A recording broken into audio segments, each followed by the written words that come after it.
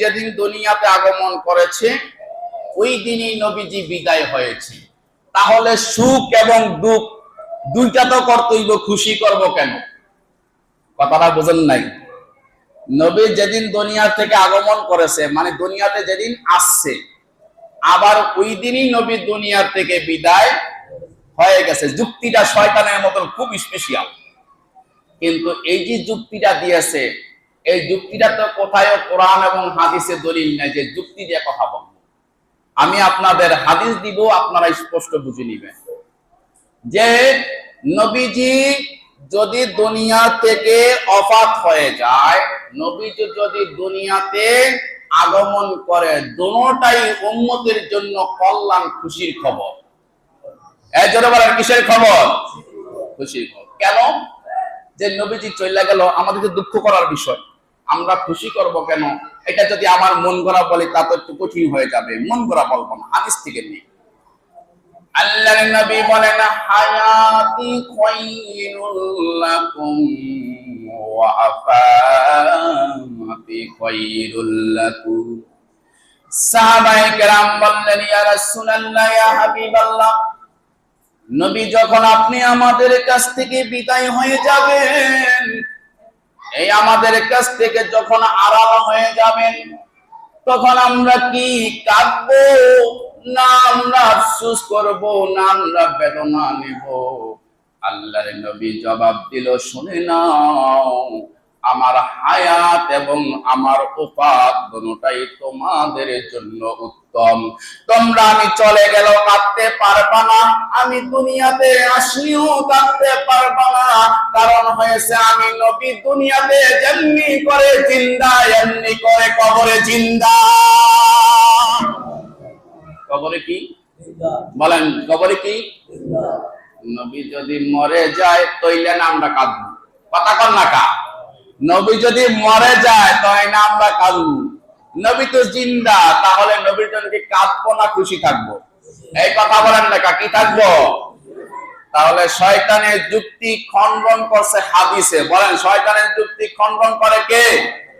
হাদিসে।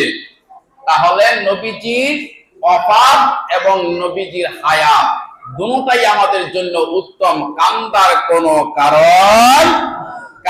কোনো কারণ নাই। স্পষ্ট বুঝে নিবেন। যুক্তি দিয়ে আমরা কথা বলি না, আমরা সুন্নিরা দলিল দেই কোরআন এবং হাদিস থেকে। আমরা সুন্নিরা তাফসীর করে, তাফসীর দেখে। আমরা সুন্নিরা ওই বাবাই কইছে বানতে দান বান্দের সি ওদা দান, সেই তাফসীর আমরা করি না। আমরা তাফসীর করি কোরআন এবং হাদিস থেকে। এই কোরআন এবং হাদিস দেখবেন, গাঁথবেন, তাহলে আপনি বুঝবেন।